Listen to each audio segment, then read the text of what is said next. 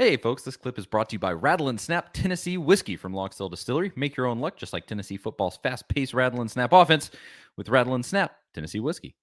With these great uniforms. So they debut, they post pictures, they post video today, and there's a whole set of people, I think like me, it was sort of three sets of people.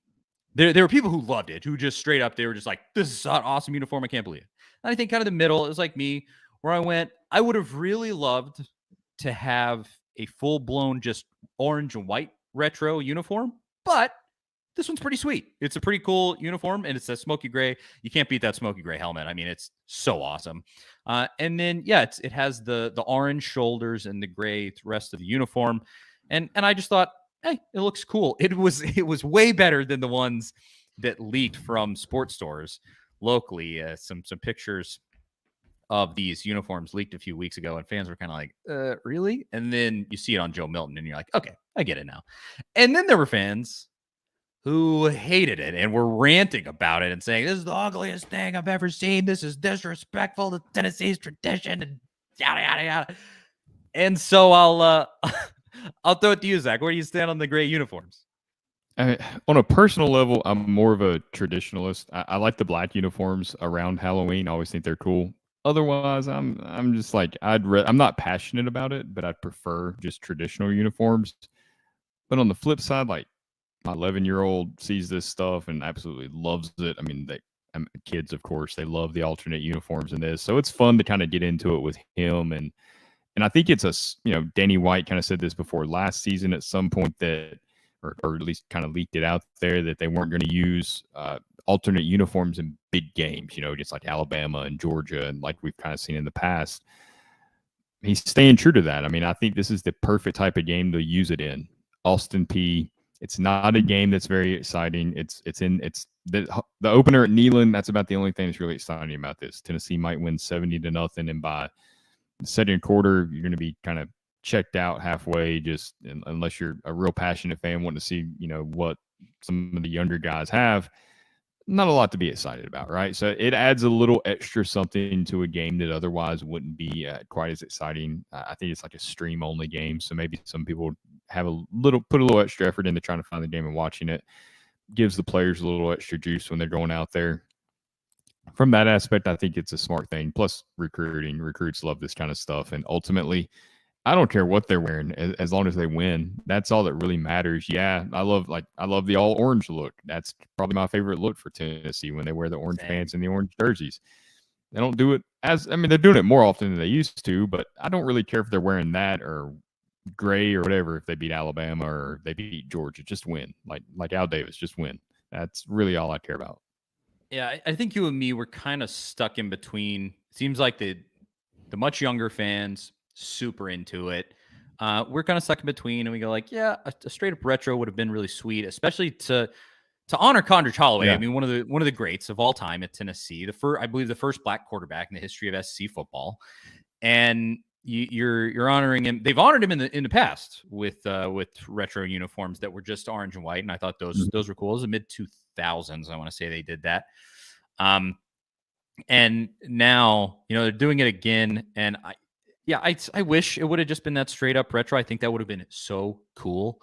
But you take it what it is. But it does seem like the more traditionals. We got some in the comments right here. Wes says, I'm traditional.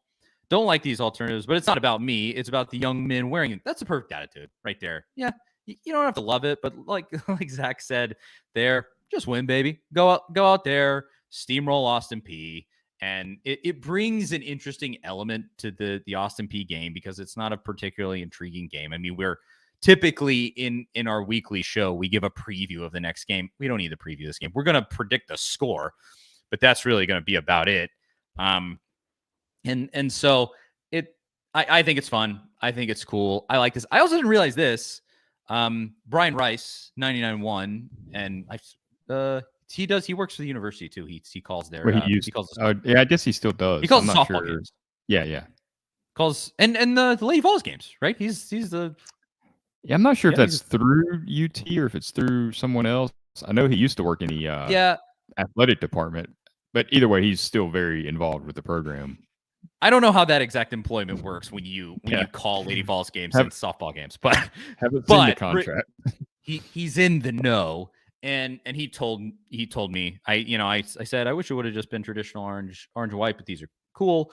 And he said that this is actually part of a series where they're going to change the gray uniform, and it's the Smokey Gray series for until 2026. Few things go better with a Tennessee sports victory than an awesome whiskey. And actually, me and Jonathan Crompton had a drink of whiskey during the postgame show of every football win this past season. And more specifically, we had Rattle and Snap Tennessee Select Straight Whiskey. You can see it right there behind me. Log Still Distillery has released a new Tennessee whiskey product line called Rattle and Snap Tennessee Whiskey, named after a long-forgotten game of chance. Rattle and Snap is a whiskey for those who make their own luck. There's a 4-year and an 8-year version of Rattle and Snap whiskey. And actually, this one behind me is the 4-year version right here. It's perfect for making your favorite whiskey cocktails or just drinking neat. It's really great stuff. And I mean, you can see it there. The bottle looks great too. You can find Rattle and Snap right now in stores across Tennessee. And Rattle and Snap is also available in Kentucky, Indiana, and Mississippi. So run, don't walk to get yourself some Rattle and Snap whiskey. And follow Rattle and Snap on Instagram at Rattle and Snap Whiskey. That is Rattle and Snap Tennessee Select Straight Whiskey. There was actually an article about it last year that I just never came across. I don't know. I don't ever remember seeing that. But Tennessee did put out a PR statement about it. And so it'll change next year too. And we don't know what that'll be, but it'll be kind of a different iteration of the gray uniform until 2026. So interesting thing there. But on the whole, I mean, it just doesn't.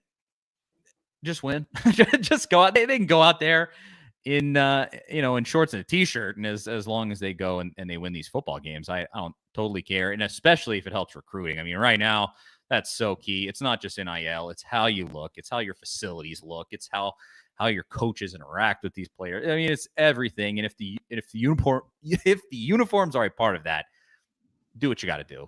I'm all for it. I love that from Wes. I'm traditional, but it's not about me. It's about the young men wearing them. Perfect. Yeah. Perfect way to put it. And really, like, whenever Tennessee started doing some of these alternates and they started revamping the uniforms, when Butch was hired in 2013, I don't know if you remember those Adidas uniforms that first year or two that kind of had some of the weird, like, hologram look stuff. They were bizarre uniforms. And then bringing the Smoky Gray out, like, those, everything they did was to try to drum up interest in Tennessee and get people interested. Like, people are interested in Tennessee right now. They don't have to go do this. This is something that they just think that they should do. It's good for it's good for publicity. It's good for recruiting. It's good for all those things.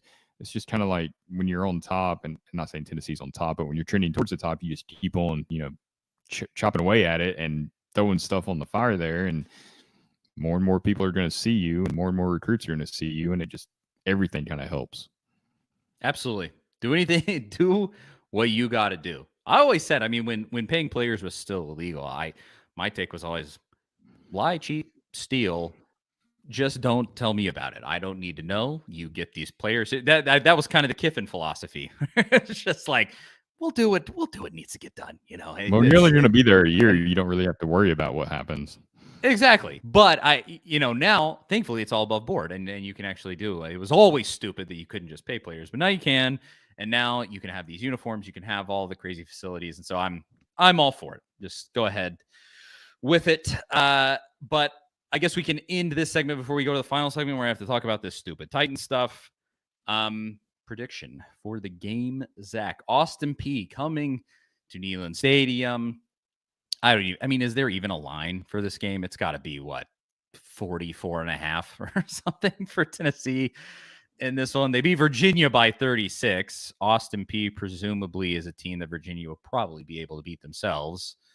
What do you think is going to happen on Saturday in these Smoky Gray uniforms? Yeah, I think Austin Peay is not very good at all. They're going to be severely overmatched. I think Nico will see a lot of time. I think Gaston Moore will see a lot of time. I think Navy Schuler might see some time, which could be fun. So I think it's going to be a pretty bad blowout. I got Tennessee. Winning 63-3. I'm really gonna throw it out there because a lot of times with these games, I feel like I predict too low. I predict like 50-3 or something, and it ends up being. I mean, they score 60 against Missouri. Why would they score 60 against Austin? Yeah. That's probably right, and especially when your backup is Nico. Nico came in and the offense scored a touchdown with him on the field against Virginia. So I think I'll go 58-6. They get 2 field goals. I'll give them that. 58-6 will be my prediction for this one. Need to get the kicker some work. Yeah. I missed Tennessee's by a touchdown. I had Virginia's right. I had 42-13, so it was almost there. Very, very nearly. But we were both right. Although Tennessee, neither of us chose Tennessee to cover. Well, yours was. Not 28. I can't do math. Whatever that is. Yeah. No, I had him at 28. I think it was 28.5. Yeah, I think it was. I think I had him just below not covering. Yeah.